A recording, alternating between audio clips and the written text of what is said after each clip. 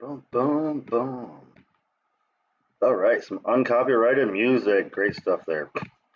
Uh, okay, guys. Student Progressive Sunday interview show. Spent last night after the show going through everything I possibly could and put together best interviews from the week I could find. Also have a Student Progressive takedown tonight, and gonna try out a few new things. So let's get right to it. I don't have a bowl packed. I guess while we wait, and for those of you who are watching later, I'm going to do a Super Bowl rant while we wait for a few people to join, and then we'll get to the interview Sunday going. Still Progressive, live streaming around midnight every night, guys. And I do not watch sports. Politics are enough for me to watch. And I did not watch the game today, but I did search the NFL, and oddly enough, the first things when I looked up the NFL, the very first things that come up right after this is right before the stream here. I wanted to see who won, kind of before I went into the stream, and the first things I see are Adrian Peterson domestic violence charge. That's the first thing I see when I look up NFL. Today's the Super Bowl. This is streamed an hour after the Super Bowl finished or so. Again, didn't watch the game. First thing I see is Adrian Peterson hits his wife, or domestic violence charge, arrested in LA. Arrested in LA. First LA Super Bowl, first LA football news is Adrian Peterson getting beating his wife. So that's where we're at. Next news from the NFL was that Biden is not okay with the amount of, or is not accepting of the black coaches in the NFL or something like that. It's basically saying an article, like several articles, like from several different news sites, saying that Biden thinks the NFL can do more to hire more black coaches. Like, that's what he's talking about today. So, okay. Third thing, Eminem takes a knee. NFL knew about it. He told them that he was going to do it. He's going to do it anyway. And that's the first three things from the NFL today. Nothing about the sport, nothing about the game, nothing about deeper issues. Domestic. Well, let's actually say that's actually pretty good, because there's a protest, there's domestic violence, and there's the lack of equality in the sport, and that's what you get when you look up the NFL today. So cheers to that. Thank you, Super Bowl, for not being about the Super Bowl. My rant is, personally, I went off today when I woke up, threw on YouTube, watched what I do, And of course, they put commercials on there constantly, right? So I watch the YouTube commercials. If you watch the YouTube commercials, the person that you're watching is supposed to get paid for that commercial. That's how it's supposed to work. Now, they need to have 1,000 subscribers. They need to have 4,000 hours per month or per quarter or something. I'm nowhere near that. I'm never going to be near it. Don't worry about it, guys. But what we're saying here is that, yeah, anyhow, so yeah, I watch commercials to get the people paid. And then they put on this freaking commercial for Subway. I literally talk to the people at Subway when I go through there. They're working 60-hour weeks right now. They are maxed out, like stressed out, and not making enough money. And Subway, a product we all know, like McDonald's, Subway, Pepsi, all these companies, we all know the products. We don't fucking need commercials all the time telling us about the products. But they spend more money on advertising in the Super Bowl than they do on their employees for like 6 months or some shit. It's ridiculous, okay? I'm talking about the money they give to the athletes. I'm talking about the money they give to the broadcast system. I'm talking about the money that these ad campaigns are not just for the Super Bowl. They usually run a couple weeks to a month before the Super Bowl and a couple weeks to a month after the Super Bowl. And they do 2 or 3 commercials, and it's a whole like $10-20 million campaign, and they can't afford to pay their employees enough money to fucking live. So that's how I think about the Super Bowl. I see all these commercials, way over expensive commercials for products we all know, and you rather like them or you don't. The Super Bowl commercial is not going to change your opinion. And it's like, oh man, you know what? I've been a Coke drinker my whole life, but Pepsi had a pretty good commercial this year. I'm switching. I don't like the taste, and this is somebody. This is not me. They taste the same. I don't care either way. They're both just sweet, sugary crap water. And yeah, I get a fix once in a while too. Yeah, but it's garbage. So so I was already over the Super Bowl when I woke up and saw that commercial. And then when I looked it up today, I still don't really care who won, but I thought it was funny that the first news of the Super Bowl is the is the fact that somebody beats their wife. Biden's not happy with the amount of black coaches, and yeah, that's the NFL, guys. And Eminem took a protest knee, and they knew about it. They knew about it. How dare they? So that's my rant. I hope you guys share out this stream. I got some great interviews for you today, and I think we should go ahead and get started. Hopefully some will join us later. Like I said, I usually stream them around midnight, so 12:30 we'll maybe get our regular joiners. So yeah, let's check out some news and smoke and drink and do what you need to do to get your buzz on. Let's unwind and laugh at our politics. Because yeah, the only way we can get through it is if we kind of laugh at it, right? That's not the one. And yeah, I might be trying to do a Twitch here because I guess you can smoke a little more on there. But so to start the show today, we are going to do a clip, and this is a clip on RT. Now, RT is a station that is funded whole in part by the Russian government, as YouTube would like to tell you.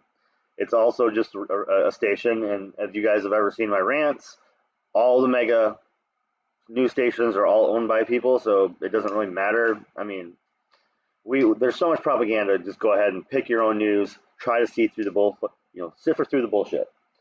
So this is RT, and they're talking about Russia, and Russia is in the news recently for something other than war, or possible war. So we are going to check out a Russia clip, not about war. Boom and bust. Boom or bust.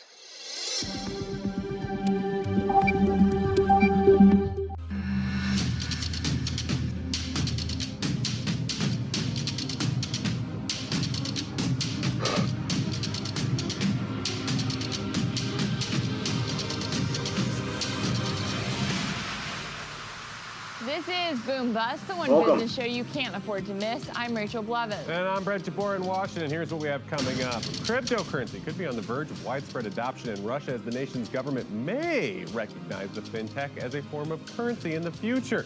We'll bring you a full roundup from the sector straight ahead. Now again, I should have.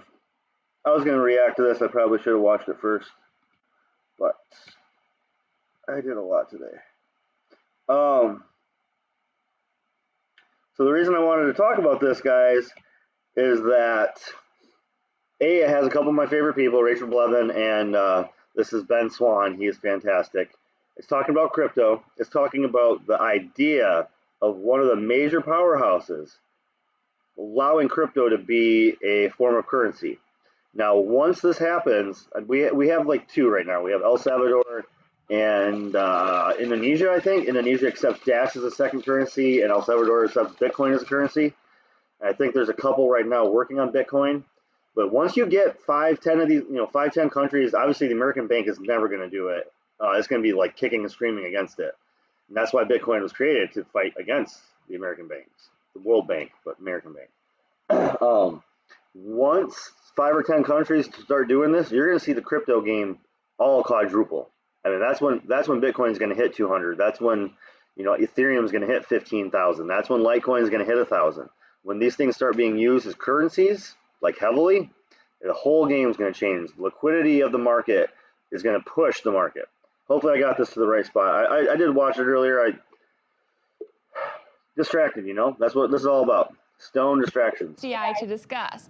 Ben, let's start with you here. Now, this is a huge reversal for the Russian central bank. So why are they changing positions now?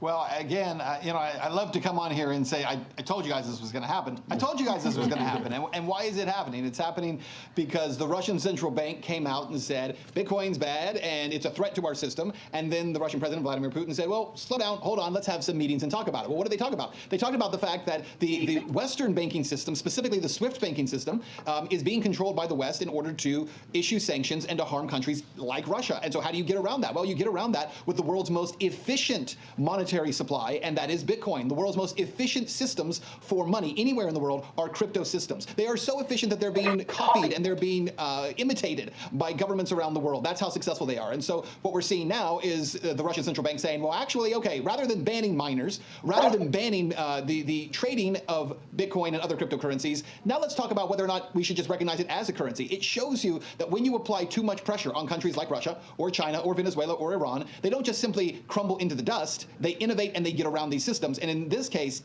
they don't even have to do the innovation. The innovation's been done for them. Absolutely, especially now that that technology. Exactly. The World Bank organization has been trying to stop anybody outside of their realm from controlling any of the market of currency. And so, the US dollar was like 91% of currency, of the world currency trade, and it's down to like 73, 74. So the dollar is losing its power. And at the same time, Bitcoin was literally built to decentralize currency. And as, again, more countries do this, it's going to be a domino effect, guys. Is moving so fast. You're absolutely right there, Ben. Now, Christy, what would it mean for crypto to be recognized as a form of currency, and how similar would this be to, say, what El Salvador has done? Just said it. I mean, technically, the wording right now says analog of currencies and not as a financial digital asset, but it's also not legal tender either, which is different than what El Salvador has, where if something's legal tender, then stores and shops have to recognize it and accept it as a form of payment. So that is not quite the same. And this announcement, while it's very good for Bitcoin in terms of recognition, it's more of a way to regulate it rather than to embrace it. Because according to the government's blueprint, cryptocurrency purchases in Russia may take place, but only through locally registered and licensed companies, so that users are fully verified and information about their transactions can be made available. And yeah, again, this is watched on RT, guys. RT is trust the anchors, trust the journalists. Don't pay attention to the company because Al Jazeera, RT, what's the I'm blanking on the name now. The one out of Venezuela and Colombia. But anyway. The news stations doesn't matter. It's about the anchor. It's about the credibility of the person in front of you. And if you make it to the $30 million a year on one of the major networks, your credibility is probably a little bit bought. available to government agencies. And all crypto-related transactions bigger than 600,000 rubles will have to be reported to the Federal Taxation Services, and failure to do so would be considered a felony. And banks, they're also allowed to operate as intermediaries between users and crypto exchanges, even though that defeats the point of cryptocurrencies. And they have to report taxes in exchanges and peer-to-peer marketplaces. They would also have to register as legal entities and join an official register of digital currency operators and satisfy certain requirements that are currently in place for traditional financial organizations.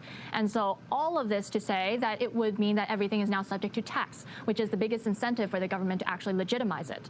So this is a big step for Bitcoin, as it takes a lot for any government to recognize it, but I can't say that I'm thrilled about how they're trying to regulate it and centralize it. According to a Bloomberg estimate, Russians now own over $215 billion worth of Bitcoin. So they're definitely hoarding, but nonetheless, it's a big step for Bitcoin as the Russians, not Russia. She said Russians. That's not that massive of an amount, really. Like, they have, just like any other massive country, they have people that are mining there. They have people that are training. Like, they have millionaires and billionaires in Russia too, guys. Russian government recognized that a complete ban of the segment is now impossible. Absolutely. And when you read the details of this, you know that a lot of true believers, if you will, aren't going to love the idea of actually regulating it, but that's kind of the where we are with that. Now, Ben, we just heard from John Huddy in Canada that there is a movement to fund those truckers through cryptocurrency. Is that working? Yeah, I got to say, this is my favorite story of the week by far. You have these truckers from Canada, and John pointed out, it wasn't just that their funds were frozen by GoFundMe, who then said, well, we're going to refund them. Originally, GoFundMe did not say they were going to refund them. They originally said that they were going to distribute those funds to the charities of their choosing, and that if you wanted your refund, you could go through a process to get it. There was so much outcry and legislators from the United States threatening to investigate GoFundMe that they said, okay, we'll issue automatic refunds. But the beauty of this is that it has signaled an awakening, an alarm, if you will, for folks who are trying to raise money to fund things exactly like this. Look, whatever's happening in Canada, whether you like it or not, it is a middle-class movement of people who are saying, we think the government has gone too far, and we're standing against it. GoFundMe gave some, vague description of violence, and so that was the reason why they said they weren't going to hand over the funds without showing any evidence of anything. The bottom line is, this is where the truckers should have gone in the first place, and what this will do is it will create an opportunity in the future when you want to raise funds for something like this. Don't go through some Silicon Valley venture capital-backed group in order to do it. You go and you utilize cryptocurrencies, you utilize the people's money to get it done, and it will get done, and it will go directly to the people who are asking for it. It is certainly a powerful statement. Christy, we've got about 30 seconds left. I'll give you the final word. Yeah, it looks like this is a perfect example of how bad the traditional funding methods are, because if there's government pressure to freeze fund, a venture-backed VC company will obviously say, oh, we don't want to have a lawsuit, we don't want to fight, here's your money back, we're not going to do anything. Whereas platforms like Tallycoin, they actually stated that while centralization is vulnerable to being politicized and censored, Bitcoin is truly censorship resistant. So this isn't the first time that protesters are turning to crypto after authorities try to censor centralized donation methods. We've seen this happen. Yeah, I mean, they'll seize everything, guys. Doesn't matter if you have crypto or dollars or physical possessions.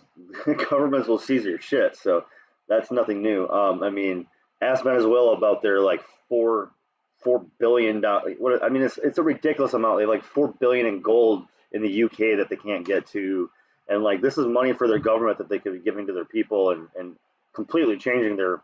But the American press doesn't talk about those kind of. We're not allowed to talk about those kind of seizures.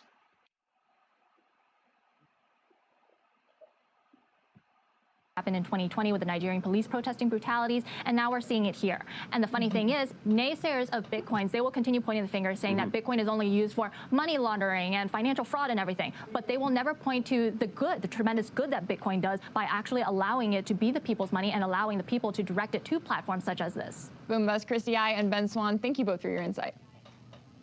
Thank you. And consumer. All right. Well, that was our warm-up clip, guys.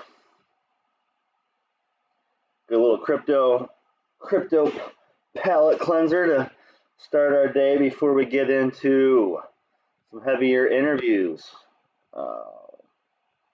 That's not what this is supposed to be.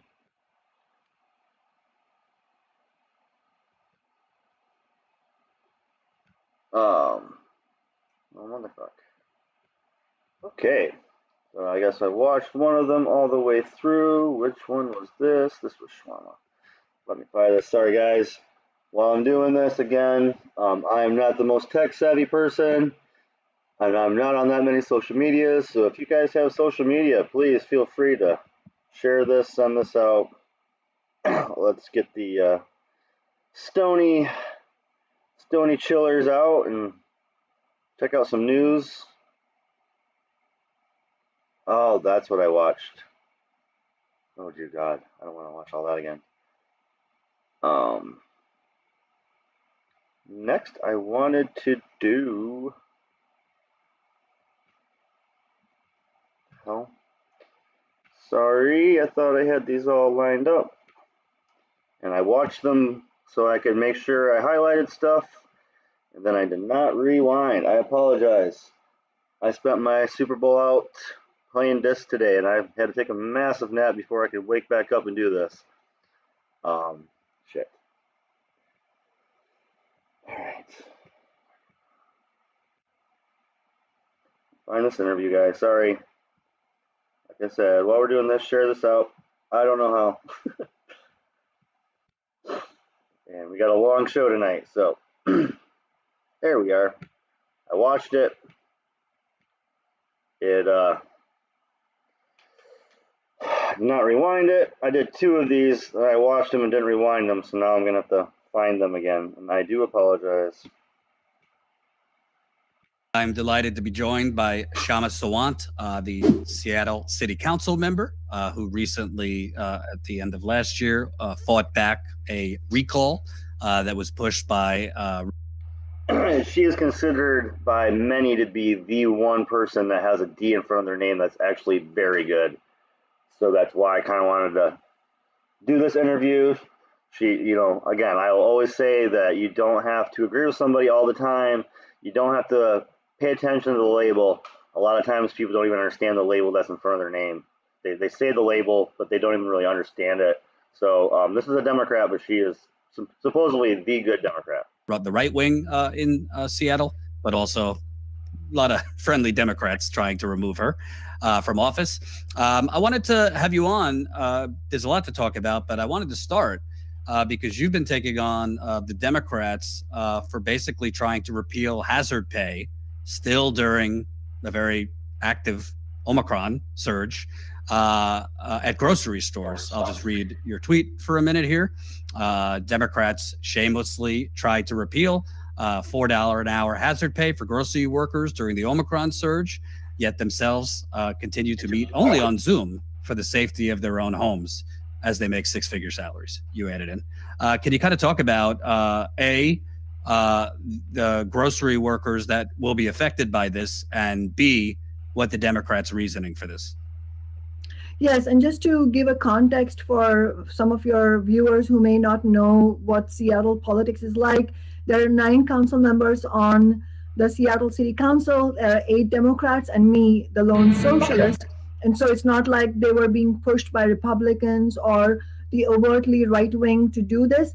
This was something that they did by themselves. And what's striking about this is that the bill itself was sponsored by Teresa Mosqueda, who's a council member here who has the image of a labor Democrat, and she has the backing of the major labor union leaderships locally in Seattle and King County.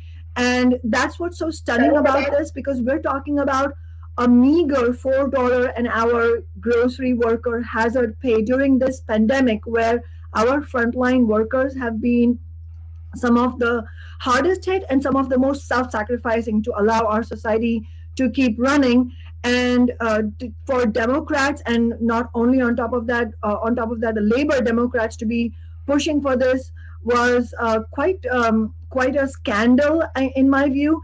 And to also get a sense of why this is so scandalous, I think it's important to look at the standard of living that grocery workers are facing. I mean, and to get a sense of how anti-worker this attempt by the Democrats was. And I can also give you a context of why that wasn't only an attempt, and the grocery worker hazard pay is still in place, but no thanks to the Democrats, because 8 of them voted unanimously. I was sick on that day and I wasn't able to vote, but all year long last year, I have said that repeatedly, publicly, that not only should we keep this grocery worker hazard pay, in fact, it should be extended to all frontline workers. But to just give a sense of how bad it could be for grocery workers, Look at the study released by the Economic Roundtable that was surveying grocery workers in Washington, California, and Colorado. And this survey shows that while Kroger's CEO made $22 million last year, most of the company's frontline workers faced homelessness, eviction, or hunger. To quote from the study, quote, "There are workers sleeping in RVs or couch surfing or living in parks somewhere. Americans go to their local supermarket every week and smile at the person cashing them out, not aware that the person they're talking to is going to sleep in a car after they clock out." Unacceptable. And as I was saying earlier, like, it's unacceptable. These places are, they have massive ad campaigns when we already know about them. Nobody, no ad campaigns changing your mind on, like, oh, I should get this. It's all to trigger you into getting it because you don't actually need it. Like, oh, maybe if you see the food, it'll trigger that response. Even if you're not hungry, you maybe, oh, I'm not even hungry, I just ate, but I still want some McDonald's fries. It's all about triggering you, and it's not about actually, like, so they spend this massive amount of money to trigger you, but they don't pay their employees. And I was just talking to somebody, and, like, she just said the grocery store worker, the CEO is making $22 million right now. Starbucks, their freaking CEO gave himself like a 30% raise, and they're raising all their prices for all of their products, but the employees are not getting raises. Let me say this: I know for a fact the employees are not getting raises. The CEO is getting a raise. They're raising all their prices. This is the kind of thing inflation fakes. They're pretending that inflation is happening while they are giving themselves raises. They are slowing down the supply lines. Like, literally, they're doing that. There are actual companies that are slowing down the supply lines to increase their profits. People are making record profits right now. CEOs are making record incomes right now. Our incomes are not changing. Inflation hurts us the most, thus being the poor. I'm poor. Service industry is the #1 industry in this country right now. I am part of that #1 industry. We are poor, where our income's not going up. People aren't tipping more, they're tipping less. Restaurants aren't paying us some massive amount of money, guys. We're still making less than minimum wage. So yes, this is, and yes, our owners are still sitting on beaches and golf courses and not working themselves, abstracting wealth from our labor, my body, just getting destroyed while they're on golf courses and getting massages. So that's still happening. End quote. That is how stunning this is, that council members who are sitting safe in their home and doing their job through the Zoom calls are basically proclaiming that we don't need any more protections for grocery workers. And by the way, I think the study you're talking about, 14% of Kroger workers had experienced homelessness within the past year. Not to mention, I mean, it was very high in terms of food insecurity for Kroger workers. So this is a systemic issue, by the way, not just at Kroger, but that was what the study was about. I also wanted to show, because you referenced a union leader, this is, you had tweeted this, but this is that union leader who basically called it a Band-Aid. Sawant wants to argue about how long to keep the Band-Aid on, while some of us are focused on mending the wound. Well, how are they exactly focused on mending the wound? Have they been fighting to, instead of making this hazard pay, to actually just raise their wages by $4 or $5 an hour? I mean, I'm sure if you talk to the leaders, they will say that they have been, but let's look at it concretely as well, right? Because the workers, many of them are, I think, heading into contract battles this year. So I will ask just a very simple question. How in any universe can you claim that it is going to put pressure on the Kroger bosses to give a $4 or higher dollar an hour pay for workers permanently when you are freely letting go what you have already won temporarily? It's a simple question of what really allows you to have power in the bargaining, especially in the context of workers being so, it's being a David versus Goliath kind of fight where Kroger Corporation is so powerful and workers need to fight collectively. In other words, my point is that we absolutely need unions, because otherwise, without collective struggle, individual workers have no hope of fighting the system, fighting capitalism, gaining any kind of change, let alone any kind of systemic shift in society. But what kind of unions we need, that is the key question here. It's not, unions are very popular now. Since 1965, the unions have never been as popular as they are now. It also raises the question of what kind of unions we need, and then we really need fighting unions. We actually are not going to win for workers if we have union leadership saying things like this, where they're saying that, well, let's let go of what we have won temporarily, and somehow that is going to be magically the jumping off point, the launching pad to win major victories when you head into contract battle. Man, her volume is just a little scratchy, but she's just a city council member. She's not like, she's a real Democrat. She's a city council member. She has a real voice. And as you can hear, she is not a bought corporate Dem. And I mean, if you guys want me to do a Stony takedown of her, I'll try to dig something up, but she sounds straight legit. So I don't feel like doing that. I like taking down the completely corrupt and bought. And there's plenty of those. That's not how it works. It would be disingenuous for any union leader to suggest that. And I think it points towards having very strong rank and file led militant fighting strategy in unions. Well, I also think, we saw a recent study came out that billionaires added $5 trillion to their wealth during this pandemic. And I know a lot of the media wants to kind of put the pandemic in like past tense. I think that's crazy. I mean, we could talk about that later, but it's not like the wealthy's gains are temporary. They're not. The wealthy's gains are not being pulled back. Or, that was just for now. So it just seems like there's something wrong when, during a pandemic, the wealthy and billionaires added $5 trillion to their wealth, but you have it almost as like kind of common in I don't know, government psychology and mentality that, no, the workers, if they were such heroes, no, we're not going to make that permanent. We're going to call it a Band-Aid and peel it back. That's an extremely good point, John. I'm so glad you put it that way. The trillions of dollars that the billionaires have earned, those are not temporary. I mean, not unless we have a systemic shift away from capitalism towards socialism, which is why I'm a socialist. But that's a very important point. That the gains that big business and the wealthiest in our society under capitalism make, those are not treated as temporary. In fact, let me give you another example also, which I'm sure you've discussed on your show. The millions of foreclosures that happened to working class and middle class homeowners in the wake of the Great Recession, that homeownership, which was, in many ways. Dude, I have this on straight normal. This is not on like speed or anything. She just talks like she is quick. Homeownership is the only equity that millions of Americans have, the only kind of equity, if at all you have it. And most young people, millennials, renters don't have any of that. But that wealth, that all those homes that were foreclosed on, they were not made back to middle class people or working class people. They went into the hands of private equity, and in fact, you have a worse situation now in terms of the lopsided homeownership wealth than you had before the Great Recession. So that is absolutely a brilliant point. And in fact, it's really important to note that this discussion about temporary versus permanent has come up in terms of hazard pay. It's also been true of all the stimulus measures, the child care tax credit, or the student debt forgiveness. All of that has been temporary. Okay, sorry. Yeah, I mean her stream is already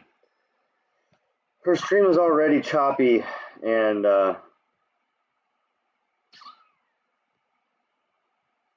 not going to be able to fix it because she doesn't have a good mic, and then this is third person viewing, so I will move on. If that interview is choppy, we can move on to the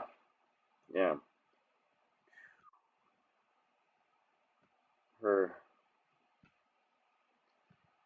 I have not watched this yet. I found it last night, and I just always want to look at both sides of things.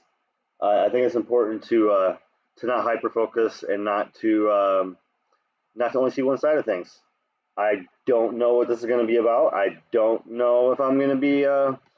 I stand with the protesters, but it's always good to hear the other side of the situation, I guess. So I haven't researched to see if this is a real thing or not, and I want to kind of get a feel for it before we really dig into things, and if it kind of goes astray, we will research it this week. I got Tuesday off, and I want to do a research day anyway.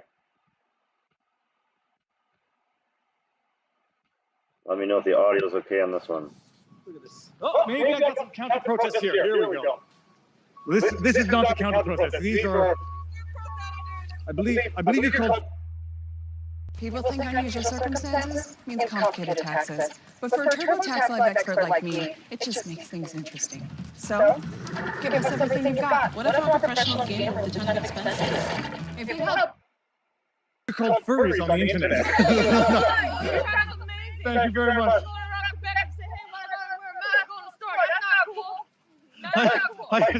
It does have 236,000 views, so that's pretty wild.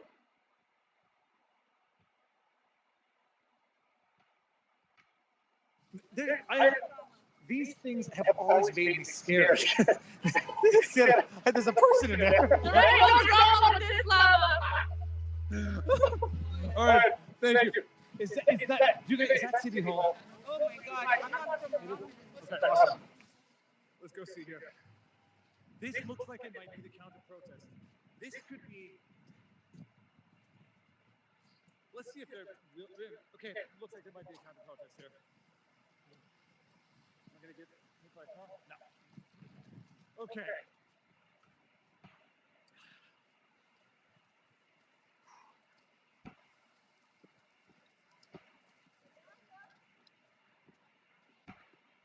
So there looks like there's a flag that, oh, okay, hold on. People have banners. Let's see people. Okay.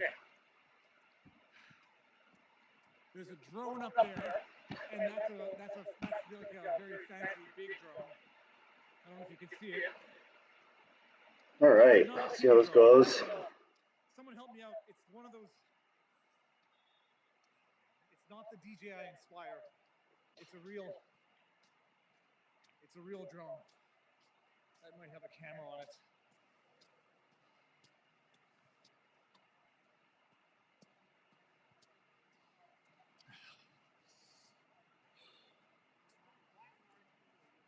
All right, he's actually getting to people. Let me know if you can hear me, and I'll turn myself down a little bit. How you doing? So, honk if you can't get it up. I don't know what that means.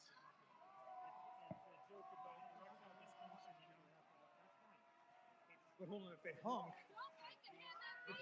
which way is that joke going? Okay, so no joke. Jokes aside, this is part of the counter-protest. If you have a mic, you want to explain what the nature of the counter-protest is. Do you want to do it?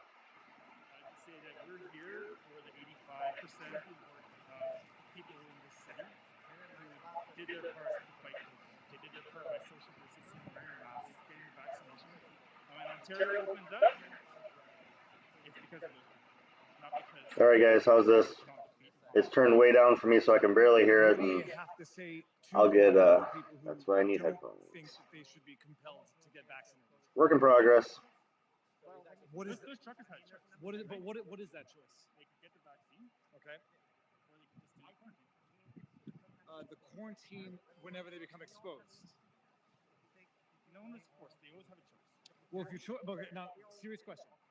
If your choice is get the vax or be detained for however many days it is because you didn't, is that a choice or is that coercion? Right. So here's my take. I agree with you. We live in society. It gives us nice things. It could be community, it could be culture, it could be economic opportunity. The price we pay is our cooperation. You know, like we have to stop at red lights. Are you infringing on the freedoms? No. Yeah, I don't know if a mandate and a red light's the same thing, but. Is there a distinction of okay. A line at which crossing that line for your freedoms is not acceptable? Like, where is the line where you have crossed over infringing on someone's freedom? Red light, fine. Seatbelt, fine. Forcing someone to do something. Okay. Who decides then in any given specific context? And even a more scientific question is the quarantine period. What good if we now know that those who are vaccinated can still do in fact carry the virus? What good does a quarantine on the unvaccinated do scientifically? There's unvaccinated people are 19 times more likely to end up in the hospital ICU. I won't agree with that, but even assuming I agree with that, that's on them, not on the vaccine. And we all pay for that critical infrastructure. Okay, but then let me ask you this question. So, are you a proponent then of telling heavy people to lose weight because they are more likely to go to the hospital and incur costs? I think there's definitely ways we can incentivize, those kinds of behaviors. Like, what about an alcohol and tobacco tax? Yeah, well, that's on the product, but not on the healthcare service itself. No, the excise tax on that then goes to fund the critical public services. Okay, arguably, but even still, you're talking about a tax on the product as opposed to governing the behavior. So, If this goes on, I'm gonna have to start billing you. dude, what do you do for a living? I'm a lawyer. I charge more. Sorry. Have a good one. All right, fair enough. Glad to be willing to talk.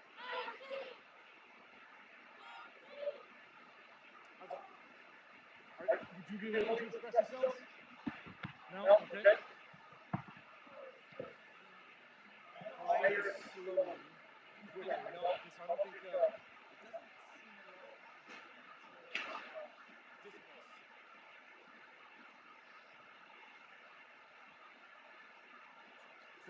Thanks for joining me, guys. Yeah, I thought this was a cool find.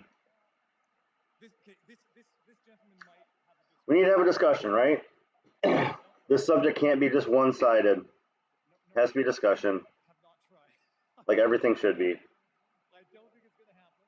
Okay, this one says go away. 3 Ottawa chapters go home. Would you would not want to talk either? Okay, sorry.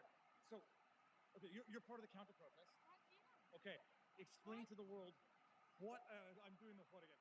What are you counter-protesting? What is the purpose of the counter-protest?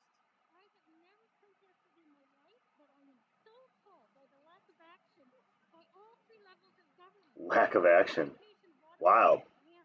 I live just outside the red zone. It's appalling.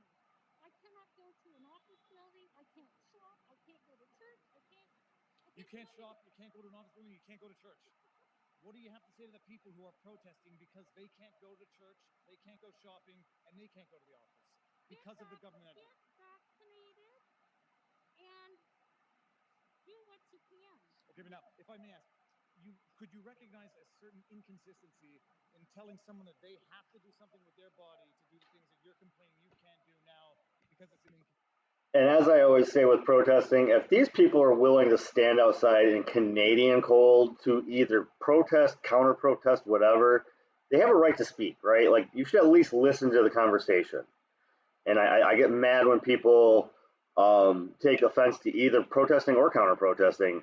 The problem is the violence that occurs in the collision. It's not. We need to have these discussions. This is something society needs to do. We can't be afraid of. Like, we were so long told not to talk about politics that now when you bring up politics, it's like the last 8 years have just been friction. Last 10 years, I don't know, whatever, but. It's not an inconvenience, it's an occupation. I'm not telling them that they have to. Finally, I can Oh my goodness, YouTube. I mean, I'm glad he's getting monetized for his video. I've already watched this one, so I don't need to pay him again. I'm saying that if they want certain things, certain rights, then they have to be vaccinated. If they want certain rights. We can't drive a car without a seatbelt. Back to the driving the car. Oh, I love these people. Without facing the consequences. If you don't want to be vaccinated, then you have to face the consequences. Okay, but true. Putting a seatbelt over my shoulder is different than putting a medication in my body. You acknowledge that? The rationale and the reason behind it is exactly the same. Public safety. So, about how much of your body does the government get to own for purported public safety? The government doesn't own any of my body. I follow scientific expertise and I follow government recommendations. I made the choice to be vaccinated. No one forced me.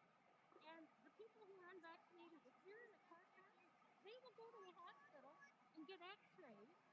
Well, I'm sorry, x-rays, if into your body, how is that different than a vaccination? Well, I would say if you force me to get an X-ray, I would say it's not much different. Oh man. Where's the limit? Like, where's the limit as to what the government can make you do to your body in order to be a part of society? Is there a limit? Of course there's a limit. We had an election not that long ago, and it was one of the main issues was vaccine mandate.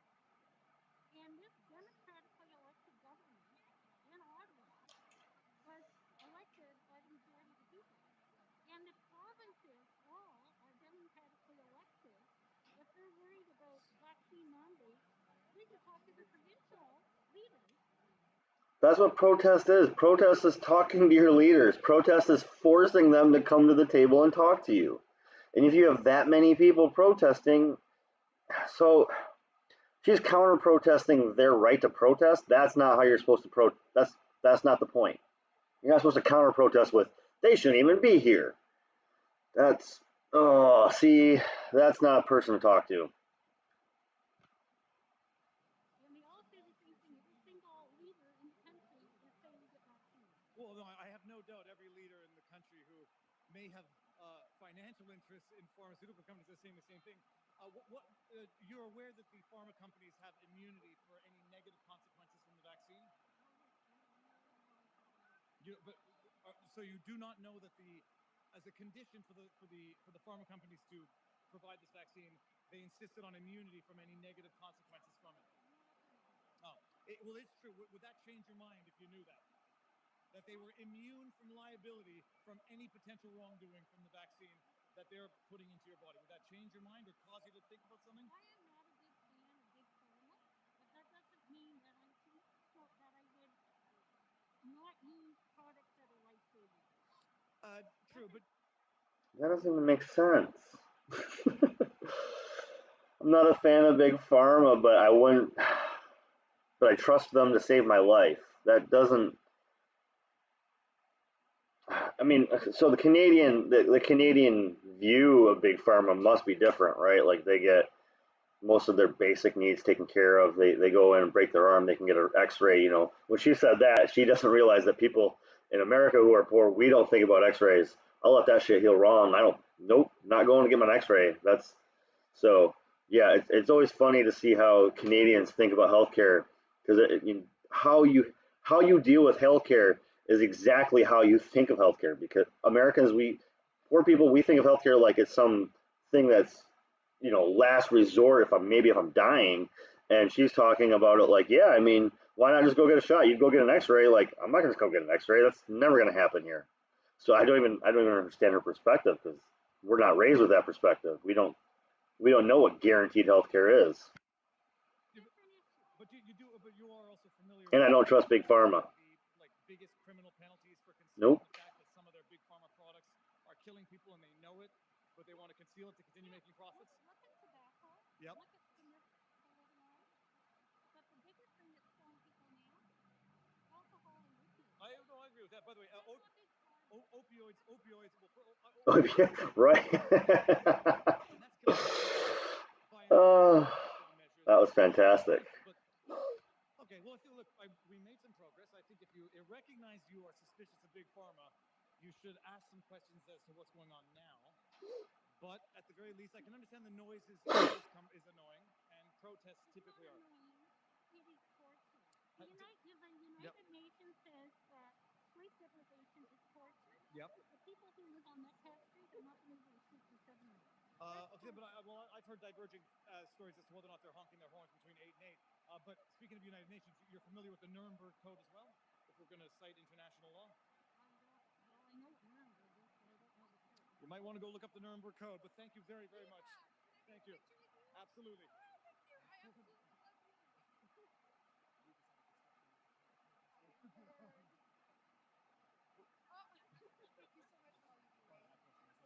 I'm glad someone made time. But I am shivering.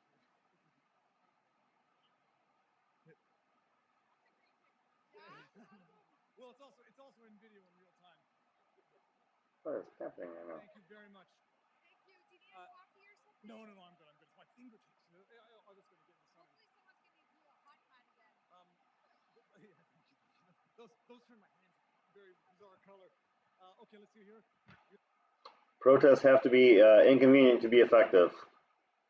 I think this should all tail into a general strike, and that's my preach. I'm going to keep pushing. We need a strike in all levels. And so, yeah, this tail spins into a general strike. Good for it, and I'm happy to be part of it. And I think again, I'm in the service industry. Trucking is a big industry. The service industry is a big industry. If we join them, servers start walking out, bartenders start walking out.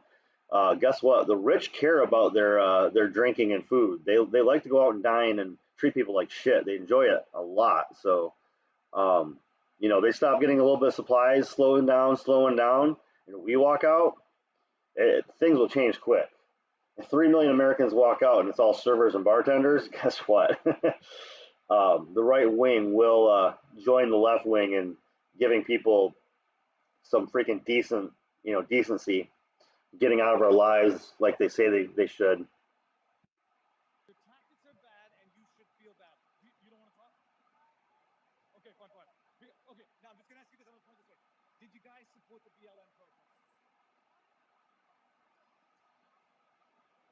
So you supported the BLM protests at home by donating to the protest. Okay, now I'm gonna ask you the question. It's for food for thought. Do you find anything mutually incompatible, intellectually contradictory to support that protest and not this one? You think one rally in Ottawa is the same as being down here for a week? Laying on the all the time? You think those are the same thing? I think that, because I don't think it was one day for any BLM protest. I would disagree on that. I was here. Yeah, you're out here. No. Well, hold on. But you support certain protests if it's lasts a certain period of time? Yes. No, I support them if they're good. Okay, so that's there we have the idea. That's the decision. And criminals. We don't support criminals. Who are the criminals? People who are assaulting people. Hold on. Who's assaulting people? They've been calling people, they've been harassing people, they've been pissing and shitting all over. So if I were to tell you, I spent 3 days looking for piss and shit and saw nothing, would you believe me? I would probably believe it, but people would probably pick it up. Okay. All like neighbors, people don't want that to sit on their front steps for 3 days. Okay, I'll invite you. Who are you with? I'm with me. With what? I'm alone. I'm just coming up. I heard about the piss and shit, and I came and I looked for it, and I saw none of it.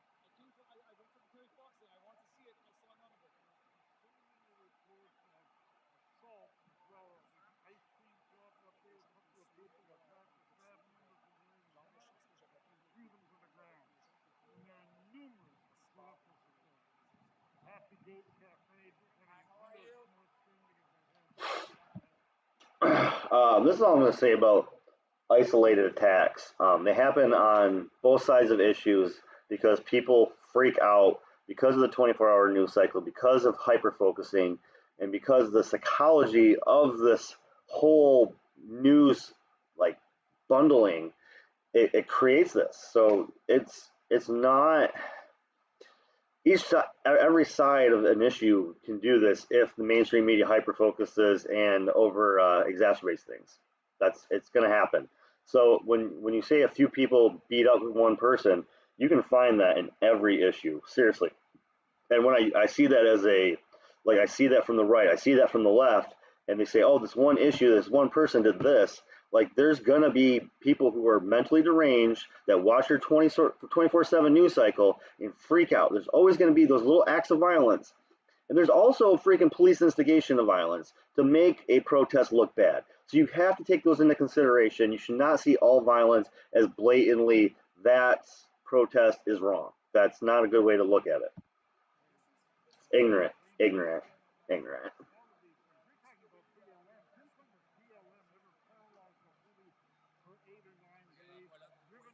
Since when? No, you asked me, so I'll tell you. Horns at 85 decibels inside the houses in some places. Since when did they ever do anything like that? Since when did they ever drive 18-wheelers into a city and take it over? How are you, brother? How you doing? Sweet. Dude, you've got some clear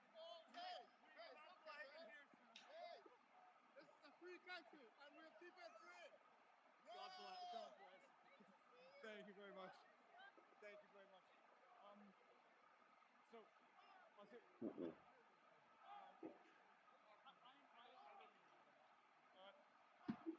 Gentlemen, you want to talk or no? What? Why you're here? And by the way, no entitlement. Just you can express it. I'm just interested. I'm interested in getting both sides of the story. And I have to say that I'm kind of on the interviewer's side, but at the same time, he's kind of a dick. Like, at least in my opinion. I don't know. So, like, you can agree with somebody and not like them. You can disagree with somebody and like them. And if you like somebody and disagree with them, talk it out. Or, avoid the subject. Whatever you got to do. Don't cut out friends. Don't shrink your circle because they like. Just don't let people heroize. Like, when people think of single Trudeau or Biden or these people as heroes, you got to stop that. Like, we got to cut that right out. That can't happen. They're not heroes. An answer no one can disagree with. All right. So I think we've seen some. This is. I'm gonna go do a walk that is going to exemplify the world in which we live. Man, it's so cold. This represents the social divide in Canada at the current time. One side, another side. And it's almost like the scene from V for Vendetta. It's a joke. It's because the society. Can I get you to get up the rope? Say it again? Can I get you to get up the rope? Yeah, sure. I'll come back on this side.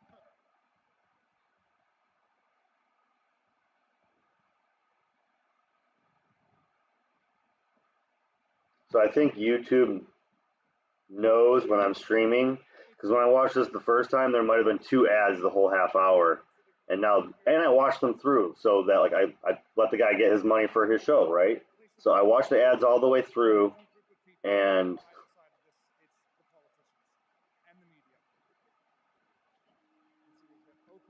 yes, don't watch ads on my channel. I've seen them pop up on my cooking bits especially, and I'm trying to review my cooking bits. I'm seeing an ad on my own channel. I'm like, no, I know YouTube was never going to pay me. Nope.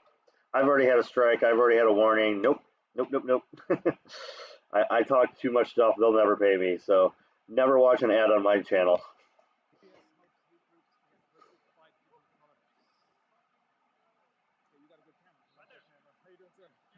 Good. By the way, what's actually interesting? How you doing? Oh, dude, yes, I'll take one of those. Just mind standing on the sidewalk there? Sure. Okay, that would be. Yeah, the sweet, merciful goodness.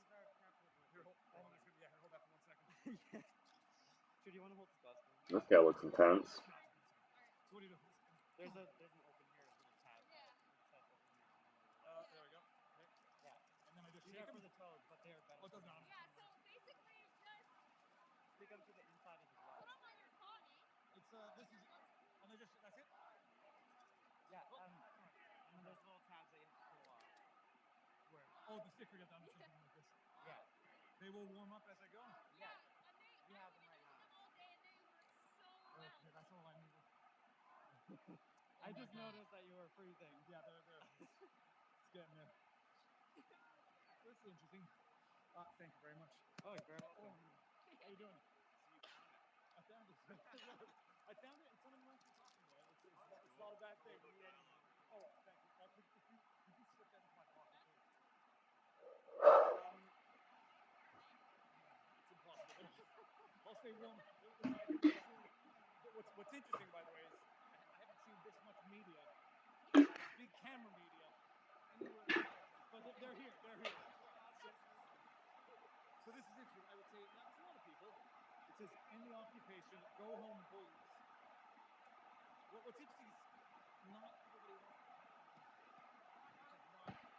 There's a lot of people, so you gotta give them credit.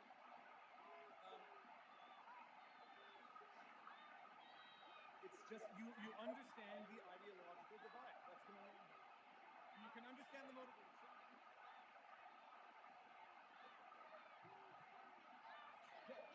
Can I ask you a question? No, I'm not. Okay, that's a shame. So one person was pulling, but I guess the sign says, "Be angry at how Trudeau treats indigenous people, not this get the vaccine. I wanted to ask a question of irony about that post. They were told not to engage.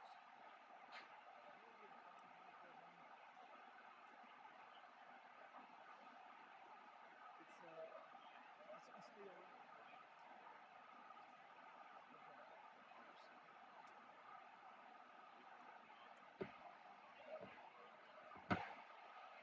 I wish he had an edited bit where he kind of cut out to the actual interviews instead of the bouncing around. I mean, I do love his hair. I love his hair. That's some fantastic French Canadian hair right there. No, but what's interesting is they support some protests, just not others. That's it. That's democracy. Well, will you? May I discuss with you? I will not. I'm a very nice person. Democracy is.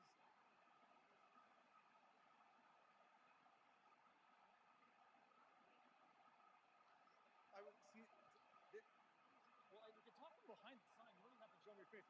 How you doing?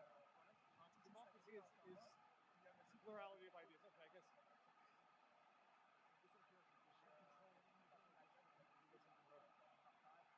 I could have had a discussion with her. I could have had a discussion with the one with the indigenous sign, but I gotta go away from the person who's spoiling everybody's room to talk with me. I'm gonna go over here. Let's see. He's having fun with it, right? Okay, what does that mean? See, no, don't spoil it. Some people are allowed to talk. What does that mean?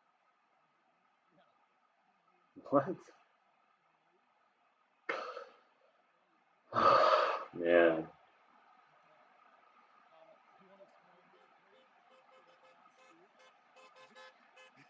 See, that means to conclude that person is being sued. Why are you here? What is this? What is this you want to end? That's annoying. Okay, well, I'll get a wider angle. But you understand that a failed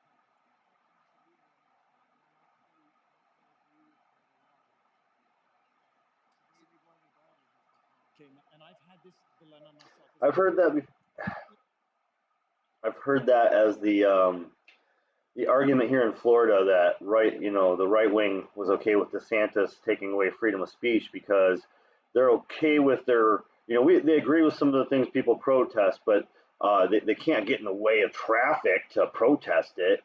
Like you've got to be inconvenient to actually be effective in protesting.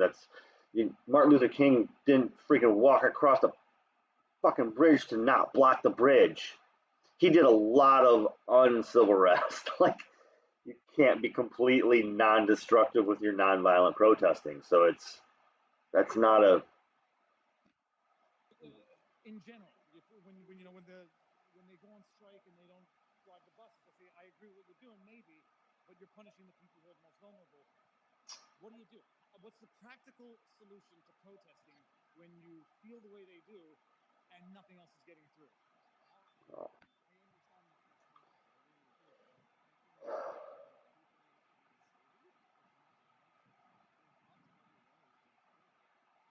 I want to hear one.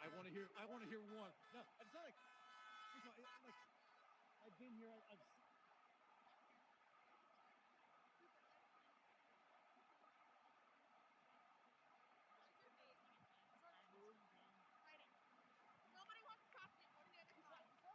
Looks like you're gonna hit the camera guy with the freaking. Hit him with it. Whack, whack, whack. I'm not with the convoy. I have nothing to do with the convoy.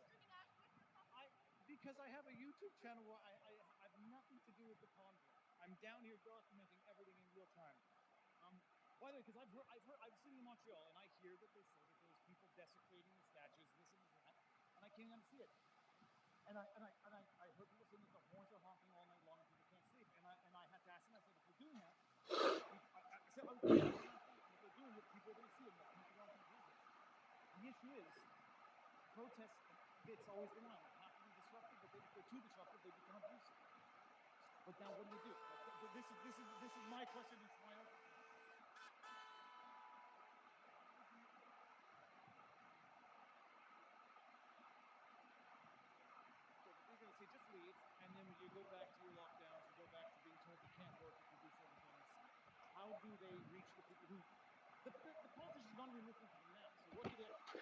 So while we're about 2/3 of the way there, guys, watching this our main feature of the night, I did want to. We got Tulsi coming up, and then my Stony Progressive takedown, and we're gonna finish with some Scientology old school clip.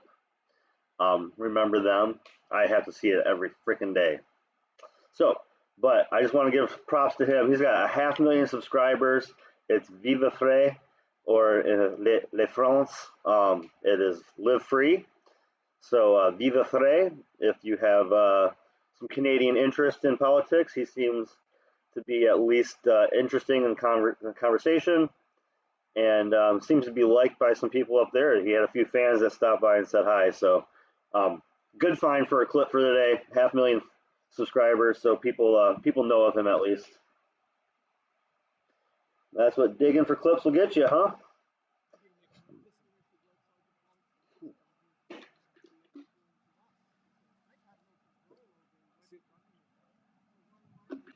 So that's a fair point. Now the question is this: if they go to the politicians' houses, the neighbors. First of all, I think that's a no-no. Okay, I mean. Oh my goodness. Seriously, with the ads today, like the first time I watched this, two ads. This time like 6, because I'm streaming it. Come on, YouTube. Should get props though. Thank you, YouTube, for not cutting my stream. If any of you guys are new, they have kind of blocked my stream 2 of the last 4 nights when I try to show some controversial topics.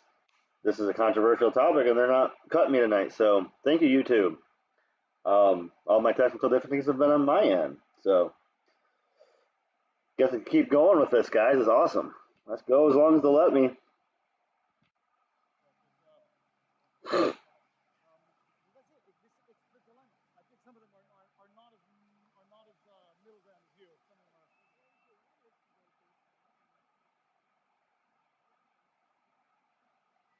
And how does it end? I guess the bottom line question is: do you think the government should drop mandates? I don't know, because I basically think this whole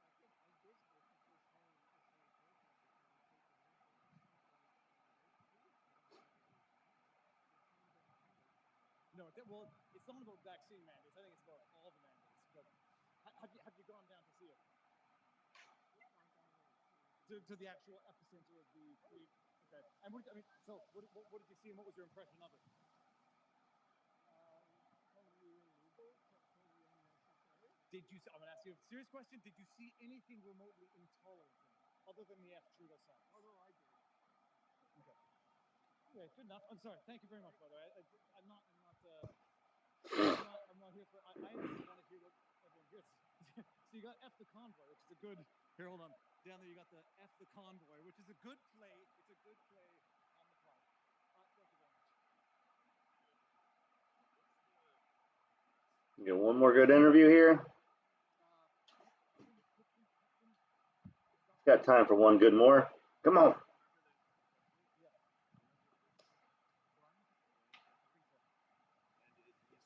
Yeah, he's suing the government for the charter violations on the travel restrictions and all the other stuff.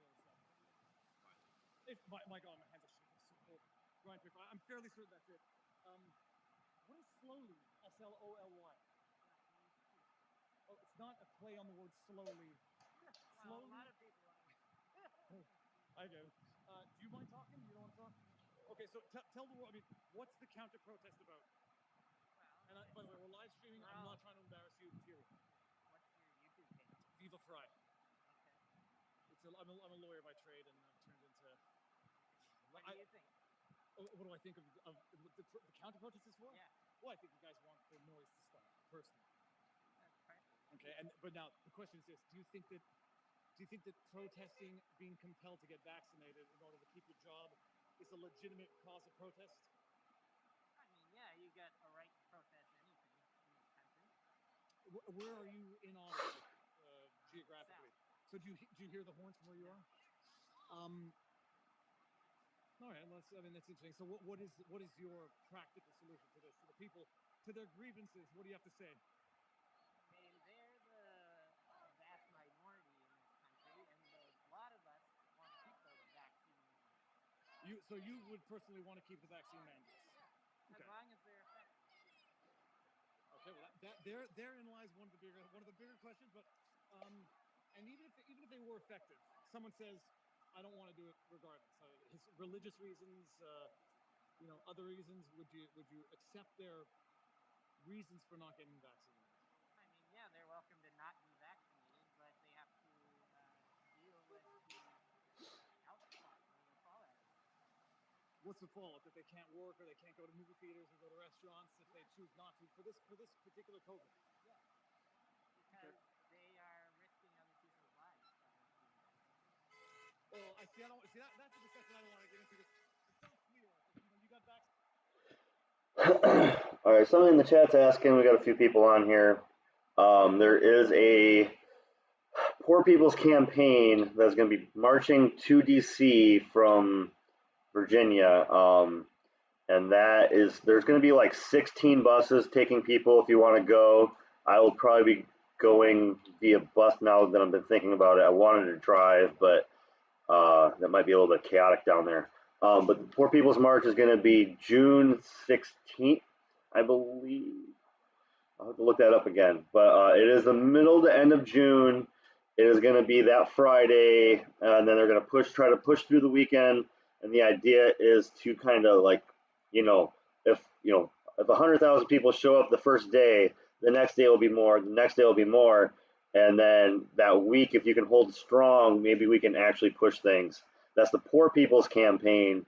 That is going to be our big push. And I'm with the far anything, far left, far right. We're poor. It doesn't matter. As long as you're out of the corporate center Dems and rights that are all in that, working for Wall Street, working for Halliburton crap. And we're going to take on a CIA Dem upcoming pretty soon, guys. I have a great CIA Dem for you today. Super excited about him. Denver, Colorado.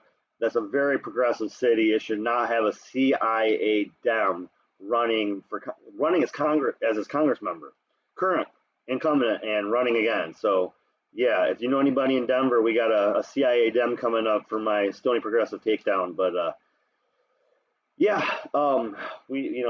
if these guys hold strong, maybe some poor people can get on board with Ottawa and the truckers and these anti-mandates, and then we can roll that right into a restaurant, teachers, all the people that are being abused during this, grocery workers, fast food workers, all the people that have been abused during this pandemic, who've been abused for the past 40 years. I think the pandemic has just been the pushing point, and before it's over, we need to get our demands met. It's not clear. I could agree on the cost argument. If you say, well, if they go to the hospital, we're going to have to pay for it, but that's kind of what universal health care means. So, I mean, are you willing to abandon the idea of universal health care as well? We all have a duty to keep ourselves as healthy as we can be. So, do you think then that the government can charge overweight people or people with STDs for their life decisions that led to them? When I said duty, I mean you have a personal. All right, and I haven't done this yet, so let's go ahead and remind. I'm going to subscribe to this guy. He's worth listening to. I'm subscribing to a lot of people these days. Just, people are worth listening to. We need to listen to other points of view. We need to have the conversations. And that's what I'm trying to do here. Just hit a few different things every day. Some stuff that maybe you wouldn't be seeing on your own. And let's give him a like. And yeah, subscribe to me, subscribe to him. Open up some other views, guys. There doesn't need to be financial penalties, but you should keep yourself healthy if you can. Should you be taxed or fired if you choose not to? Is the question. And better yet, where do you draw the line? Where do you draw the line? Like what can you be compelled to do for cost or for health? Anything? I think these mandates that we have are rather reasonable, especially with the vaccine. It's an easy, it's a freely available product, and you can get it for free. So, and they're safe and effective. There's mountains of data out there that shows how safe these vaccines are. Mountains of data.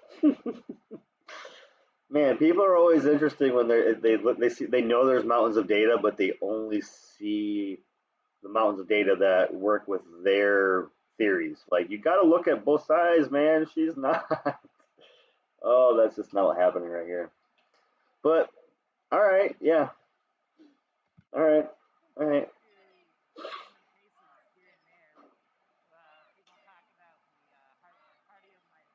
Myocarditis.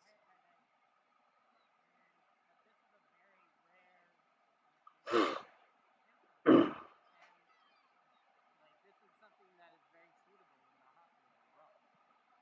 And people that get COVID often get worse myocarditis than vaccine. I will not. No legal or medical advice, people. You always know my rule, and some of you call me a chicken for it. I know what I'm thinking in my head, but I'm not getting into this discussion because I'm a mere lawyer, not a doctor. Well, thank you for engaging, and sincerely, we will agree. I just want to say one thing about since somebody commented about masks. I'm not like so. It's weird how we again. This is another one of those things that I guess when you're raised with it and you'll look at things differently. Like we're raised without healthcare, so I grew up. You don't go to the doctor unless you're dying. Like that's how farmers looked at it because farmers never have had healthcare ever. We never have had extra money laying around like that, so you don't go to the doctor. Like that's just you don't go. Um, and in other cultures, I'm sure that's just not farmers go to the doctor like they don't need a lot of that. In Asia, they wear masks when they go to the hospital. They wear masks when there's sicknesses going around. They wear masks when you're sick. You just wear a mask if you're sick. You wear a mask. If you have a regular flu, if you have a cold, you wear a mask. In America, we don't do that kind of thing, and it's just been societal norms in China and Japan and these highly populated areas in Asia, and it's been so standard for decades upon decades. I mean, you look at Dragon Ball Z from freaking the 90s, and they show people in the hospitals wearing masks. This is 30 years ago now, guys, and they were wearing masks just as like you just wear a mask when you're sick. So maybe if we just, as a Western culture, started going, you know what? I mean, I'm okay with this. If we started as a Western culture saying, if you feel sick, wear a fucking mask. Don't spread your shit. If you feel healthy, don't wear a fucking mask. And if we just start doing that, like you start caring about other humans in that kind of way, like you know what? When I'm sick, if I'm going to go out in public because I'm an asshole and I'm still going to go out in public, because there's literally people in my restaurant all the time coughing, sneezing, sniffling because they're still going to go out every night. Doesn't matter. Just wear a fucking mask. And if you're healthy, then don't worry about it. That would help out, but we don't look at things like that. We have to. Everyone has to wear it, or nobody has to wear it. We have these absolutes. We can't just I mean, in Asia, if you're sick, you just fucking wear a mask. That's what you do. So I don't know why we can't come to the grips that if just be good to people, and if you're healthy, then go out and live your life because you don't, and I guess, and sometimes let's just be honest, sometimes Asia, it was literally air pollution back in the 90s. It would be bad pollution days and they'd wear masks because you didn't want to breathe the oxygen that was in your freaking face. And there's times LA and San Francisco and New York that's happened too in the past. So people wear masks for other things. We just needed to be better about it, and we never looked at it as reasonable because everything has to be politicized. Everything has to be weaponized. Nobody can just look at things reasonably. No, maybe not everybody had to wear masks. Maybe, but nobody wearing masks also was maybe not a thing too that we should have looked at. So there's nuance. Huh, it's weird. Like this whole universe has been built on nuance, and all of a sudden, the last 10 years, we have to be bipolar about everything. Let me get the frame up. We will agree to disagree on a lot of what you said, but at least you had the courage to say it. So thank you very much for that. Have a good night. Good night. Good day. You don't want to talk, eh? Okay, let's see. Hey, all right. One last interview after my rant. So why are you here? I'm here to end the occupation. The occupation being the convoy on Parliament Hill. Honestly, what got me here is the fact that they're setting up permanent structures. So I saw that they were setting up saunas. I saw that they were stockpiling fuel. They were putting together propane tanks and barbecue.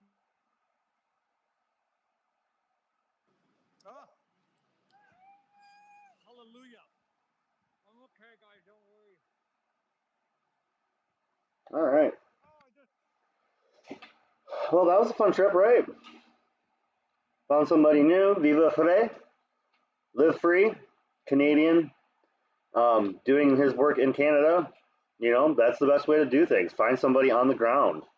I have reporters I trust in certain situations. I don't know any. Well, I guess I do. I should have checked out. Oh, we should. I don't think she's in Canada right now, but Ava Bartlett and Vanessa Beeley are both Canadian. And Ava Bartlett, I trust very much on boots on the ground reporting. She does fantastic work. And I should check that out. I will. Let's write that down. Yeah.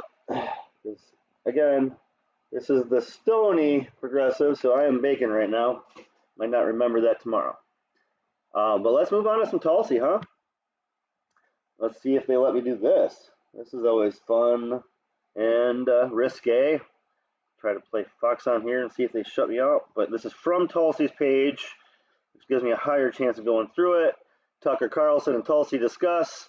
Yes, she goes on Tucker a lot because they invite her. And MSNBC and CNN don't invite her anymore because they won't talk. She won't talk into their political talking points. I don't agree with her all the time. It is a 50-50 relationship. But when Tulsi says something good, appreciate it. When she says something bad, don't take it personally, but you don't have to agree with her. Again, you don't have to agree with everybody. Tonight to be joined by a rational person, the former Democratic Congresswoman from Hawaii, Tulsi Gabbard. Congresswoman, thanks so much for coming on tonight. Thank you. So let's just, and it's hard to know what to believe. Oh, that hit me a little bit, huh? Let's just stipulate, agree to agree, that it seems likely we could see. If sweat is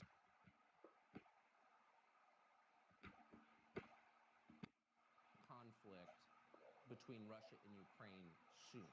How should we view that?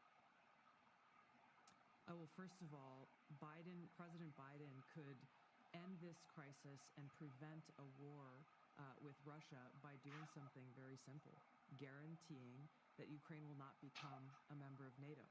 Because if Ukraine became a member of NATO, that would put U.S. and NATO troops directly on the doorstep of Russia, which, as Putin has laid out, would undermine their national security interests. The reality is that it is highly, highly unlikely that Ukraine will ever become a member of NATO anyway. So the question is, why doesn't President Biden and NATO leaders actually just say that and guarantee it? Which begs the question of I why love. are we in this position then? If Oh, they're not hitting me tonight. This is fantastic. I love his face, guys. I just, if I mean, I don't know. I guess I consider my circle the independent left. I follow people, but like Jimmy Lee, Ron Pacone, Graham, they all have some little joke about because his concentration face is just. There's so many ways to put it. I mean, it's it's trying to read braille on your phone while pooping. Like it's the weirdest thing, and you gotta love Tucker for his like I don't know what is he trying to do right there. I feel like he's trying to read braille off of his phone while pooping. That's the face I get. If you have a better one, put it in the comments. the answer to this and preventing this war from happening is very clear as day, and really it just points to I can't the do it. conclusion that I can see, which is they actually want Russia to invade Ukraine. Why would they? Because number one, it gives the Biden administration a clear excuse to go and levy draconian sanctions, which are a modern day siege against Russia and the Russian people. And number two, it cements this Cold War in place. The military-industrial complex is the one that benefits from this. They clearly control the Biden administration. Warmongers on both sides in Washington have been drumming up these tensions. If they get Russia to invade Ukraine, then again, it locks in this new Cold War. The military-industrial complex starts to make a ton of more money than they have been in fighting Al-Qaeda or making weapons for Al-Qaeda. And who pays the price? The American people pay the price. The Ukrainian people pay the price. The Russian people pay the price. It undermines our own national security, but the military-industrial complex that controls so many of our politicians wins, and they run to the bank. You've seen this from both sides as a lawmaker and a member of our armed forces, so I think you've got a credible view on this. I just they've been telling us with increasing hysteria, Wendy Sherman and Jake Sullivan and the president himself, that the threat here is to Western Europe, that Vladimir Putin has aims on our allies in Western Europe. Why don't the Europeans seem as afraid as our leaders are, if that's true? I think that is a legitimate question that no one in the Biden administration or the NATO leadership has responded to in any way. It seems they've forgotten that they are supposed to be accountable to the American people, that they answer to the American people, and yet they have failed to answer this very, very simple question in justifying why we are continuing to send more troops to Europe, why they are continuing to escalate tensions, why they're continuing to push for something in making Ukraine a member of NATO that, again, is highly unlikely to ever happen. And if it did happen, it would undermine our own national security and our own country's interests. There doesn't seem an upside. I mean, no one has been able to explain why Americans should want Ukraine to join NATO. Is there something that we're missing here? Is there some benefit to the United States from having that happen? I've looked at this carefully, Tucker, and I have yet to find any benefit that a political leader has used or could use to justify this to the American people. All you hear is like, well, we have to defend democracy. We have to defend this democratic country of Ukraine. But as you know very well, this current president, shuts down, arrests political opposition, throws them in jail, shuts down TV stations that are critical to him.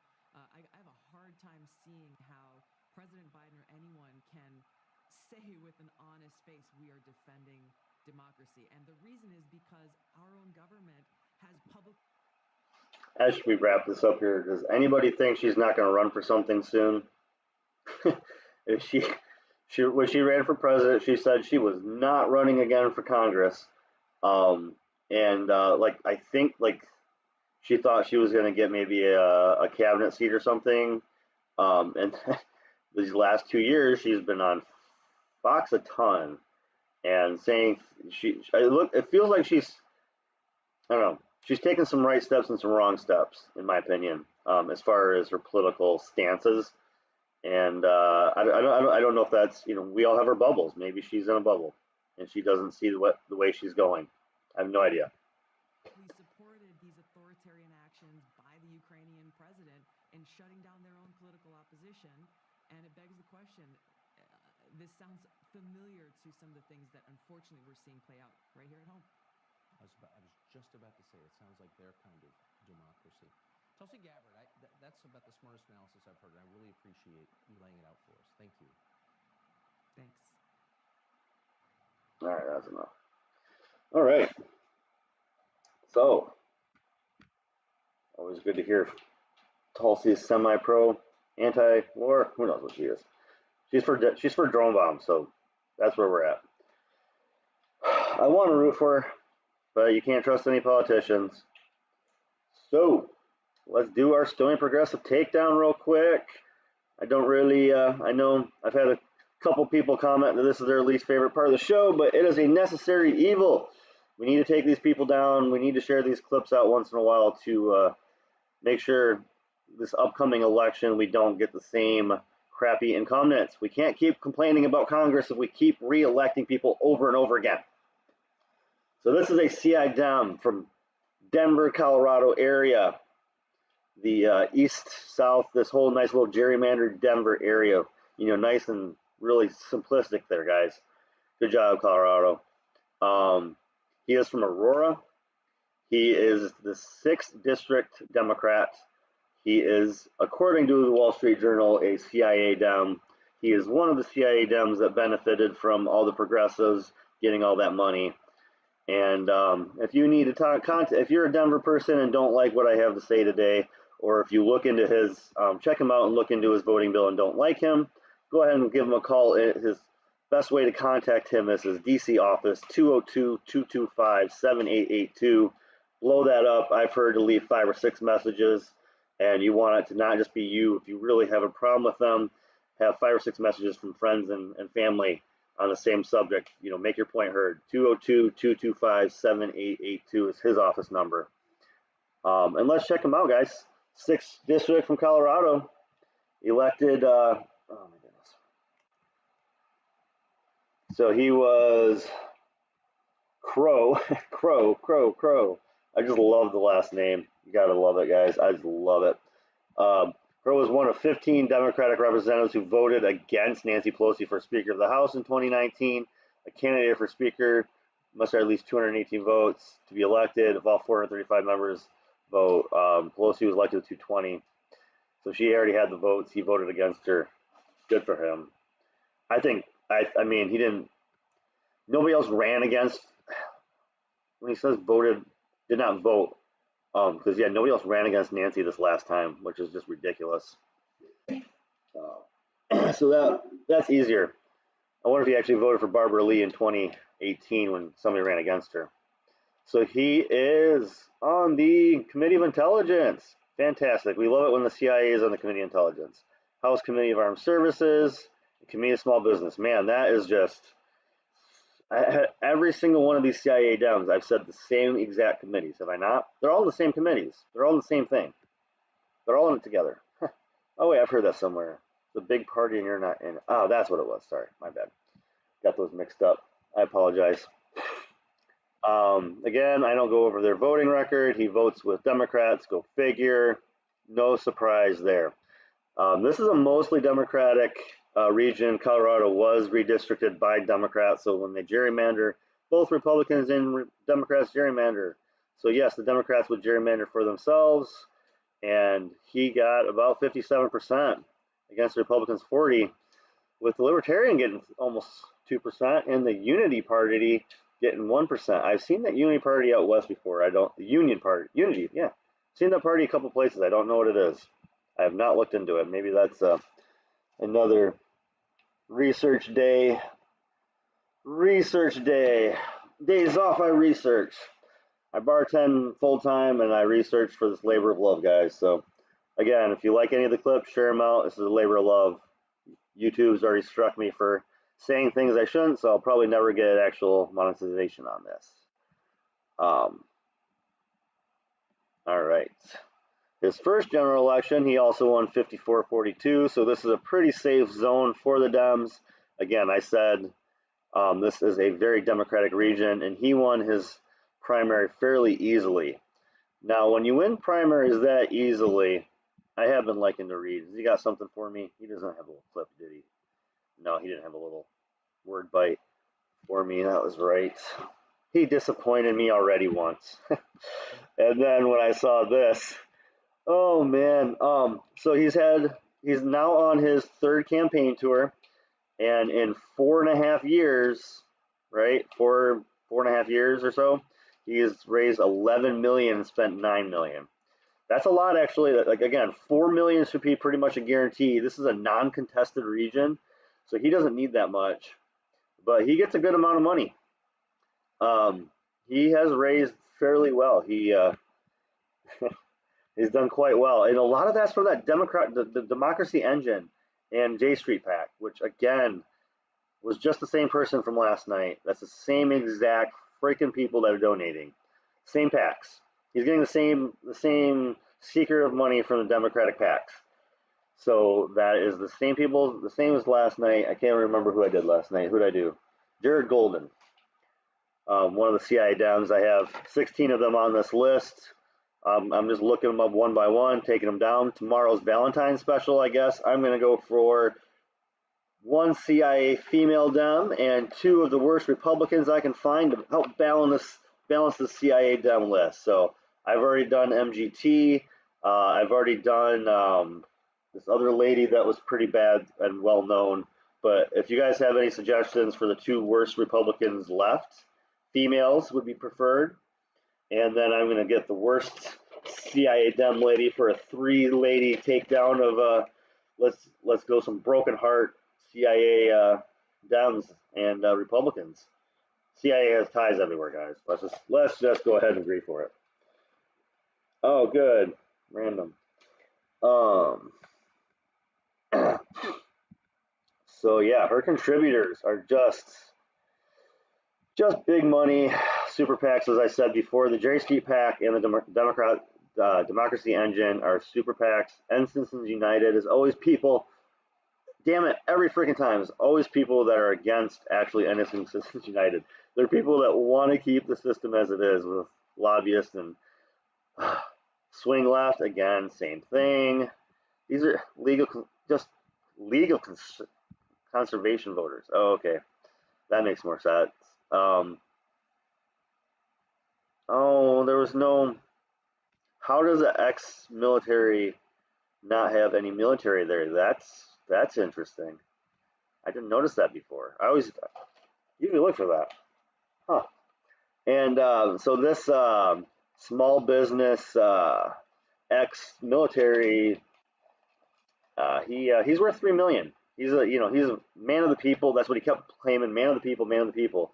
But he's got a $3 million rent. He's got $3 million in rental properties in the Denver area, and he makes $175,000 from Congress. So he's not a man of the person anymore. You have that kind of property and that kind of income, you are no man of the person, and you're getting a ton of money from the Dems. But yeah, I didn't see any but no Google, no Microsoft, just the PACs, just the super PACs on this guy. So that's interesting. Where's his secret of money coming from?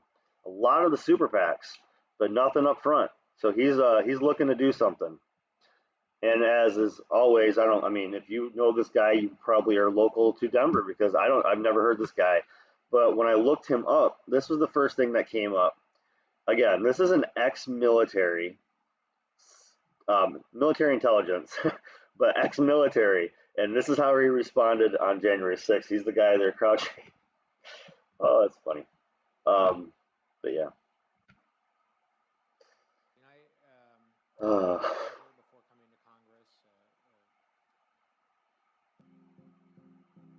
Oh my God, with this. Every single time I live stream, they throw like 300 commercials up, guys. I swear.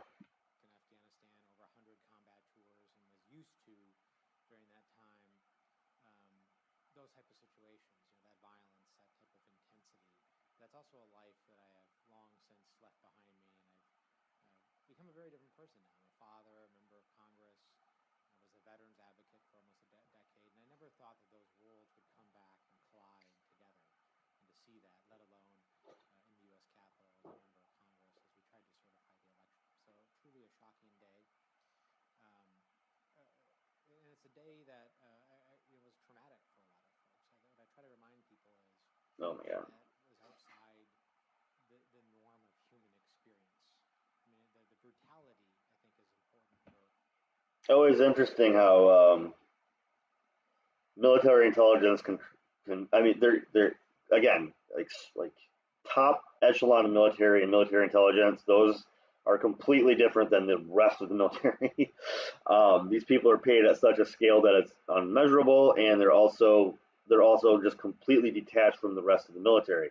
And I think the way he speaks, it sounds like my bullshit meter is just kind of going. Folks don't truly understand. And it's easy to forget. There's a lot of things competing for our time. There's a lot of things competing for our attention. It's easy to forget how brutal it really was.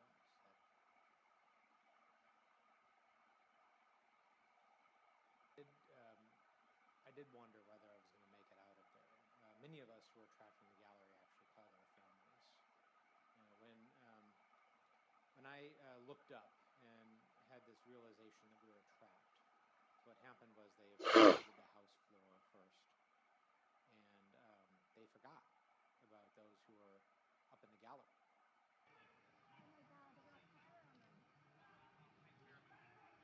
Like, does he sound like somebody who was trained by the military to react to something like this? Does he sound like he's trained by the military in anything right now?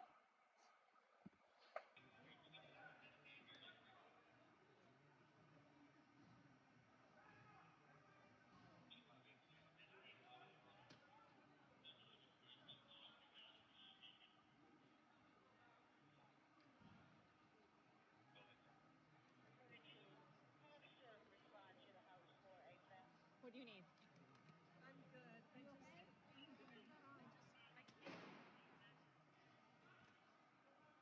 So I started to kind of view this in a tactical way. You need to get everyone together. You need to get in a defensive position.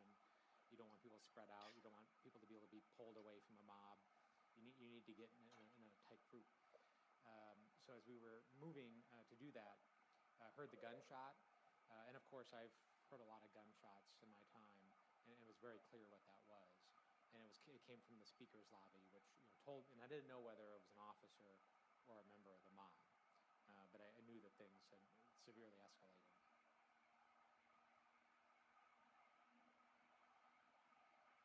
Yeah, I mean, we knew that the mob was on 3 sides of the gallery, but it wasn't until I heard the gunshot that I knew that they were on all 4 sides, and that all. I don't know. I'm losing myself, man. The only thing I could find on this guy was January 6th now and January 6th a year ago, and in between that was just like him on C-SPAN, like going, "Oh, these people are heroes. Oh, these people are great. Oh, this is," like, he has nothing to say. Like, his only experience in Congress is that day. Besides that, he has no experience in Congress. So I don't know. Anyway, that was my Stony Progressive takedown. I'm not talking about this guy any longer. And if you know anybody in Denver, have them look this guy up, because he is not worth voting for. I don't know what his commercials look like. I don't know if he on paper looks great or something. He says the right things, but he's a CIA down. He's military intelligence, and he acted like that on January 6th. Like, eye roll, please. All right. I want to do one old school interview to finish the show. This one touches personally to home because I live in Clearwater right now.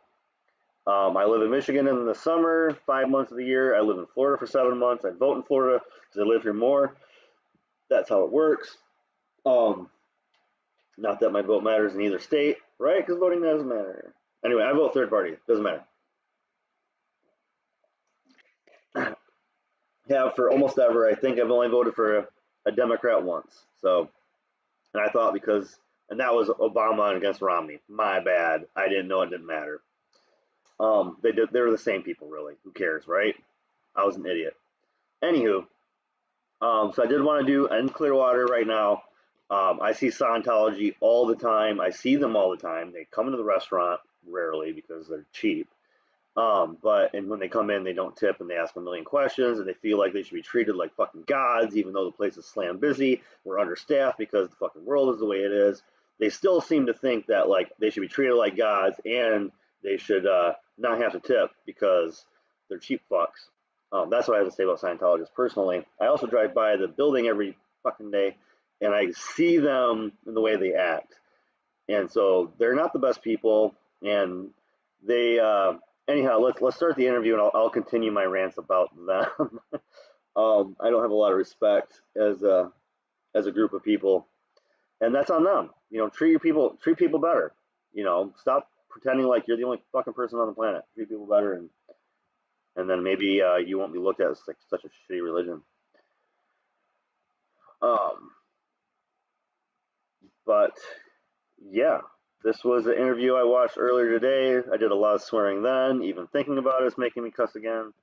So I will try to keep that to a minimum so I don't get knocked out. But let's watch some of this so I can get through my rants.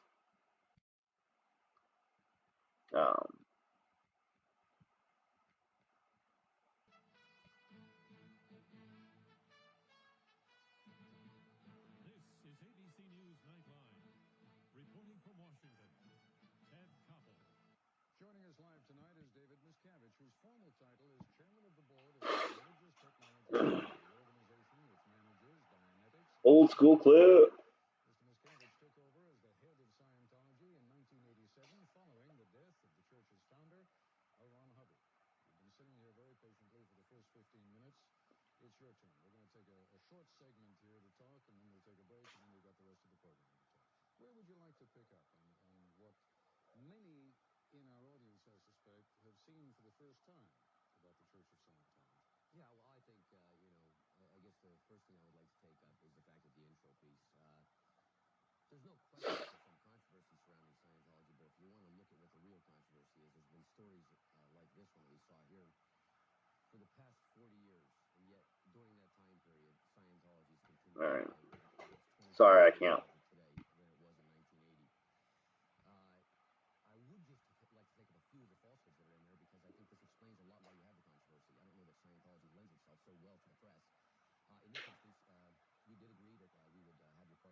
in. In fact, you get unlimited access to the church. But then you get a piece like this. For instance, something that isn't mentioned in there is that every single detractor on there is part of a religious hate group called Cult Awareness Network and their sister group called American Family Foundation. Now, I don't know if you've heard of these people, but it's the same as the KKK would do with the blacks. I think if you interviewed a neo-Nazi and asked them to talk about the Jews, you would get a similar result to what you have here.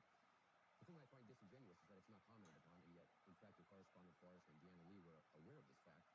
And not only that, that is the source of where they receive these people to talk to. They didn't find them randomly. If I may just interrupt a moment, you realize there's a little bit of a problem in getting people to talk critically about the Church of Scientology, because quite frankly, they're for it. Oh, no. Well, I'm telling you. Let me explain something to you. The most disingenuous thing is that you have those people. Now, let's not give the American public the wrong impression that these are people that randomly were pulled in from around the world and that they decide to talk against Scientology. Those people aren't scared, and they've been loudly speaking in the press. You showed me a book you had before the show that has many detractors. Same ones. So they're not really frightened. That's a good story. Actually, it was a collection of articles that has been written about the same people quoted. What I was saying is the reason, perhaps, that we only hear from those folks is that there are a lot of other people who might be considered detractors of the church, and they, who do not belong to any organization, are quite frankly afraid to come out and speak. Well, I'm sorry. That story doesn't hold water, because I'll tell you, from my perspective, the person getting harassed is myself in the church. Let me give you an example. We did make access possible for Forrest. That isn't to say they took advantage of it, Ted. For instance, the subject of money comes up routinely, and I'm sure we might bring it up later on in the show. But I, in fact, had the highest contributors of Scientology gathered up so that Forrest could interview them to ask them why they gave money to the church and how much they have. And believe me, it's larger figures than these people are talking about. He told me he didn't have time. I said, please, I mean, you're here. He said, no, I don't have time. I don't want to see him. I offered for him to go down to our church headquarters in Clearwater, Florida, where 2,000 parishioners are there at any given time from all over the world. In other words, he'd get a cross-section, people from Germany, England, California, Florida, Spain, Italy, you name it. Didn't want to go, didn't have time. So to represent also that this is what the church puts forth isn't so, here's what I find wrong.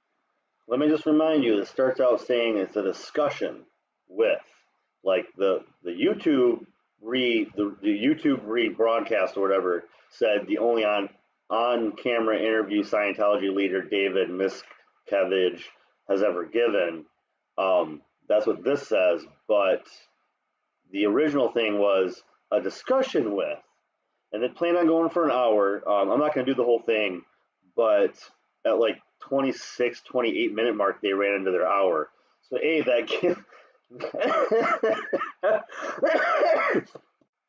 shows you how long they took to set it up and how long commercial breaks really last back then. So they're hitting like 4-minute commercial breaks, right? And you can see when they pause in and out, and it's like 26 minutes was an hour. Like how? But of course they had like a 5 or 6 minute intro probably, and then they have, like I said, like 6 or 8 commercial breaks of 4 minutes each, and 25 minutes is an hour. So they go for 55 minutes, and that's a 2-hour segment on cable. That is why people have streamed the podcasts and YouTube's, guys, because that's ridiculous. But yeah, so I'm not going to show all of this, but he, anyway, yeah. Oh, shit. Just lost everyone? 100,000 Scientologists who will say unbelievably positive things about their church to every one you have on there. And I not only am upset about those people not being interviewed, they are too. And the funny thing about it, and why you find this not really being that willing to speak to the media, is because not just myself, any Scientologist will open up a paper, will watch this program, they're probably laughing right now, saying that isn't Scientology. That's what makes media. Media is controversy. And if you really look at the big picture of what's happening in Scientology, it isn't really controversial, certainly to a Scientologist. We're going to have to take a break. Very good. I hope you understand that there's a little bit of a paradox. You're saying, we're not going to get a chance to listen to what Scientology is really about. We have with us after all, since you're... Oh, absolutely. I'm just trying to correct this. I understand. We're going to be spending the rest of this hour in which I have a chance to talk to you, and you can clear up some of the misconceptions we have. Absolutely. Okay? We'll continue our discussion.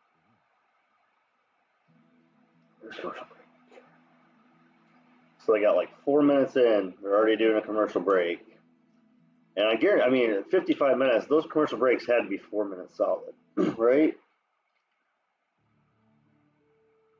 No, these guys had 4 minutes, because back then they actually did it like that, where they had 4.5 minutes to stand there and talk to each other off camera. I guess a kind of broad question that perhaps folks at home may be asking themselves right now, but let me be the guinea pig for a minute. See if you can explain to me why I would want to be a Scientologist. Because you care about yourself and life itself. Scientology, the word means study of life, study of knowledge. And that's what it is. It takes up all areas of life itself. Things that are integral and maxims that are related to life and very existence. let me give you an example. It's better if I take that because it is such a broad-ranging subject covering so many different areas. The subject of communication. This is something that major breakthroughs exist in Scientology. Being able to communicate around in the world around you, and I think everybody would agree that this is an important subject. Well, there's an actual formula for communication, which can be understood. You can drill on this formula of communication and learn to drill. But moreover, take the person who has trouble communicating, well, for some reason he can't, anxiety, whatever. I'll tell you what, let's stick with me, okay? So far in life, I haven't had a whole lot of trouble communicating. Now, see if you can communicate to me what it is that you're going to be able to do for me that makes me a better communicator. Well, in Scientology, you don't do anything for somebody else. Scientology is something that requires somebody's active participation. Fine. Certainly, let me explain something. I want to participate. I want to be active. Okay, what in your life, what in your life do you not feel is right that you would like to I feel perfectly comfortable with my life. I like my job. I'm happy with my family. I love my wife. I'm healthy. I'm perfectly content. That's why I'm asking you, what is it you can do for me? Well, number one, I would never try to talk you into that Scientology is for you. You see, that's the funny thing about this, is that I'm now going to give a sales pitch to you on Scientology. Believe me, Scientology is valuable enough that it doesn't require any sales pitch. But let's look at it this way, then, what Scientology does. If you look out across the world today, you could say, if you take a person who's healthy, doing well, like yourself, you'd say that person is... And I don't, you're religious, not religious, you're for, against Scientology, I don't like give a shit. He sounds like a con man, and he sounds like an ass. Like, that's all I get out of him. And, yeah, I'm not going to be able to take a whole lot more of this, but that's what he sounds like to me. Like, that's your attitude, man. Maybe you needed to have somebody else, you know, have a non-ass kisser talk to you once in a while. Is normal, not a crazy, not somebody who's look at a wall and they call it an elephant. Would you agree with me on that? So far, good. Okay, and you can see people below that, and crazy people, criminals, that I think society in general will look at and say that breed of person hasn't something quite right because they're not up to this level of personality. You can understand that. Well, we in Scientology are not, you see, all past attempts have been to bring man up to somebody's standard of what's normal. What we're trying to do in Scientology is take somebody from this higher level and move them up to greater ability. You see, we're interested in... What about those folks down there? Well, yes, no, we don't ignore them, but my point is this. Scientology is there to help the able become more able. The guy who's going around is working... I roll. These people generally have something in their life that they would like to improve. And in any event, if you can increase that person's ability, the one who's chipping in, the one who's able, and bring him up higher, the sphere of influence that he affects in the world around him can be much greater, and he can get on and do better. Now, Mr. Miscavige, when you and I talked the first time, a few months ago, I said to you I was going to come after you on some of these issues. I am a cynic by nature. I guess that's why I like being recorded. What you have described to me there fits perfectly with the image that I have of Scientology. Namely, you're interested in folks who are producing. Another way of saying that is you're interested in folks who've got money and who can pay to work their way up the Scientology ladder. That's where you missed the point, because in fact, you know, this subject of money comes up, but you got the wrong issue there. The subject of money is, where's it going? You see, another part that isn't in that piece, the money in Scientology isn't going to me, it's not going to my colleagues. That's a fact. That's a fact. You can call up the IRS and find that fact out. They've audited our records and seen all of that, and none of that money is going anywhere. As a matter of fact, the officials in the church are paid far less and live far more frugal existences than any other church leader. Our money goes to social causes that we accept. You take these people, we are the largest social reform group in the world. I wanted to remind you about the discussion part of this again, because it's not a discussion. It's just him attacking any part of a discussion. He just attacks. And it's supposed to be a discussion. It's supposed to be a back and forth. That's what it was set up to be. And this guy does not let it happen. Do far more than any other church. For the last 2 years, we've been voted the Community Outreach Group of the Year in Los Angeles. By whom? By the local city council. The Senate of California passed a resolution that's for our work with underprivileged children in California. We work on getting drug addicts off drugs. We support Narconon, which is Drug Rehabilitation Center, using the drug rehabilitation technology of L. Ron Hubbard. There are 33 centers around the world. Over 100,000 people have been gotten off drugs. We sponsor educational programs. Several years ago, in just one instance, we worked with... minimize everything, but how does that make your group... Oh, slow down. do more to help social reform than any other group in the world? More than the Catholic Church? More accurately is per size. And when you put it in that rate, in other words, how big Scientology is compared to any others, the amount that we do on that subject, there's not even anybody comparable. Okay, we've got to take a break. We'll continue our discussion with David Miscavige.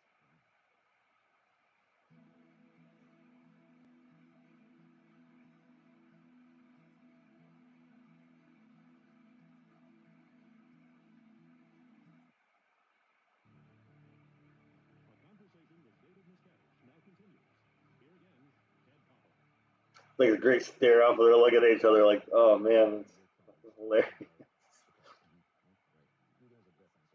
Let's go. The criticism that was made was that this is foreign to the United States. I can be a fake interviewer. And that your religion, Scientology, is an American religion. Fair enough? Well, American of the mind. Yeah, that's it. Well, what does that do for Christianity, Judaism, Hinduism, Buddhism, Taoism, and all the other isms that also did not originate in this country? Well, no, that isn't really the point. The point there is this, that those people, the fascists, the communists, have used psychiatry to further their ends. And that's just a fact. I mean, you want to look at the studies that brought about the Holocaust of the Jews, that the Nazis justified killing the Jews. They were done at the Max Planck Institute of Psychiatry in Leipzig, Germany, and that justified the killing of 6 million people. If you look at the report that Even Sawyer did on the mental institutions in Russia, several months ago we did this, you saw that that was a tool of the state. That's the point he's making there. But let me tell you what our real problem is. Number one, understand this. Psychiatry, psychology, that comes from the word psyche. Psyche means soul. These people have preempted the field of religion, not just Scientology, every other religion. They right now practice and preach the fact that man is an animal. And I guess that is where, philosophically, we're at odds with them. But to understand what this war is, this is not something that we started. In fact, 22 days after... All right, I can't with this guy again. If you want to look it up, there it is, you know. So the reason I wanted to, again, I live in Clearwater. I drive by their property every freaking day. I go to work. And bartender here, I see it on the middle of the day when I go there and I drive home at night. They're always the ones wearing masks and gloves and even like head coverings sometimes, some of them do. And they're very intense with this whole thing.